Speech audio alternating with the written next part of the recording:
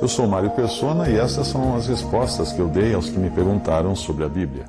O apóstolo Paulo vinha tratando das manifestações do Espírito. E agora ele vai falar do corpo de Cristo, do um só corpo, do único corpo. O Senhor Jesus não tem mais de um corpo. E esse seu corpo é a igreja. E aqui ele fala: porque assim como o corpo é um e tem muitos membros, e todos os membros, sendo muitos, são um só corpo, assim é o Cristo também. Aqui o correto seria colocar um artigo aqui, porque ele não está falando da pessoa de Cristo. Ele está falando do Cristo. E o Cristo inclui, a Bíblia do Darby tem esse artigo, fala... So also is the Christ. Deixa eu ver se tem alguma outra versão aqui. Não.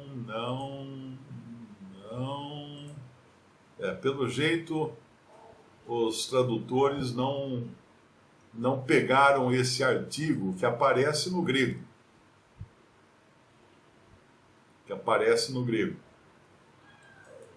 Então aqui o correto seria ler, sendo muitos, são um só corpo, assim é o Cristo também.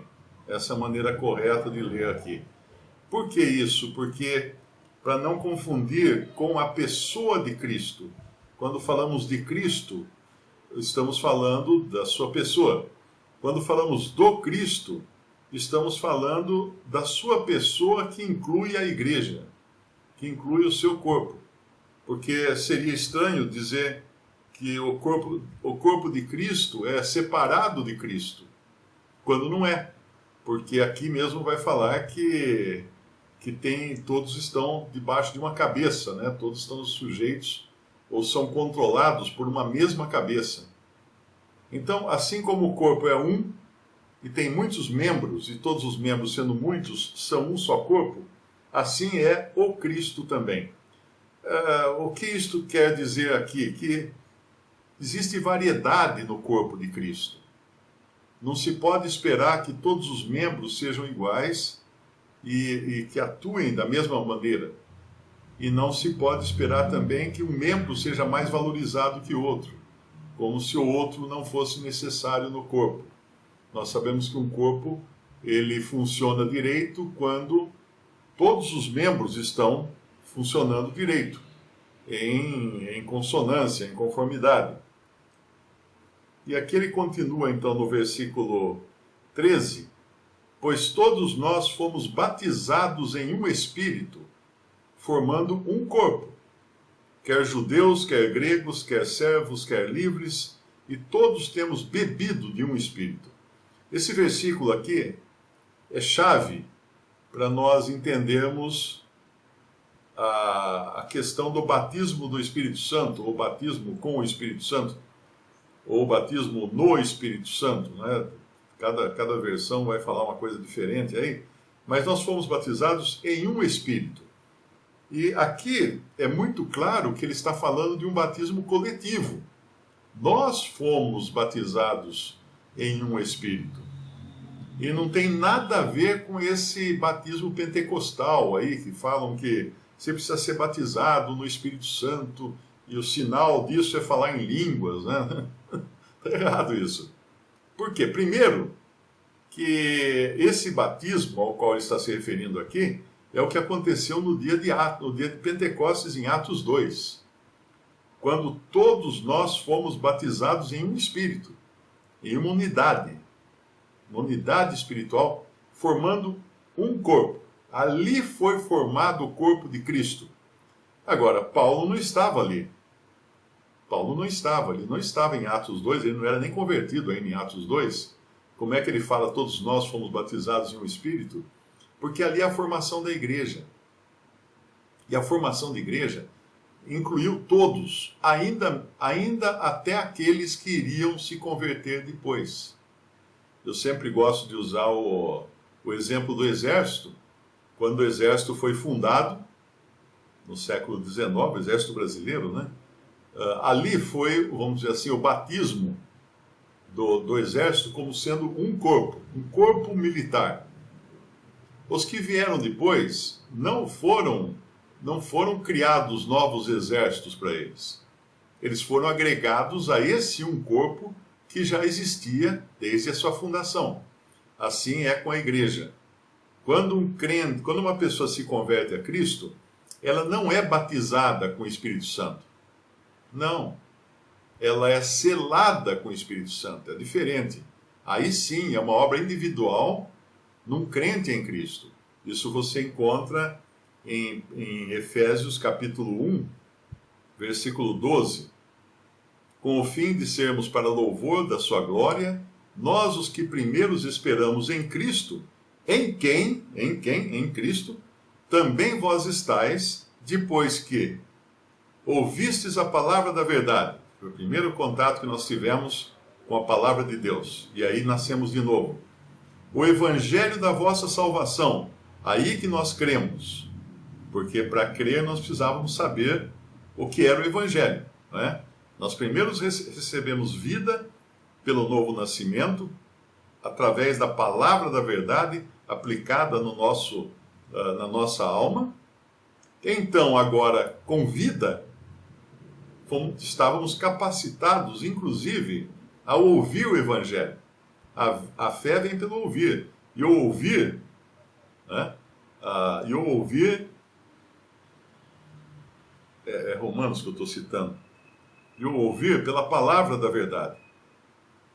Acho que eu estou citando errado. Vamos pegar lá o versículo para não mencionar errado. É Romanos 10, 17. De sorte que a fé é pelo ouvir. E o ouvir, a capacidade de ouvir, pela palavra de Deus. Muito importante isso aqui. Eu durante muitos anos, eu li isso aqui de um outro jeito. Eu não entendia isso.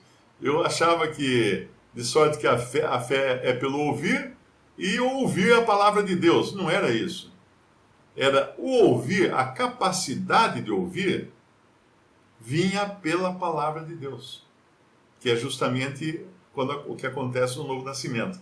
Então, quando nós estamos aqui em Efésios 1, versículo 13, em quem também vós estáis, depois que ouvistes a palavra da verdade. Então, isso aqui injetou vida em nós, porque estávamos mortos em delitos e pecados, incapazes, insensíveis aos apelos de Deus. Então, precisamos primeiro tomar uma injeção de vida.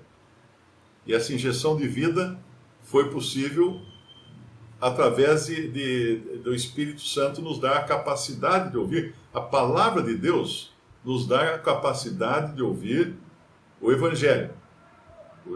Aí ele vem no versículo 13, o Evangelho da vossa salvação. Agora que nós éramos capazes de ouvir, porque deixamos de ser surdos aos apelos de Deus, o que aconteceu?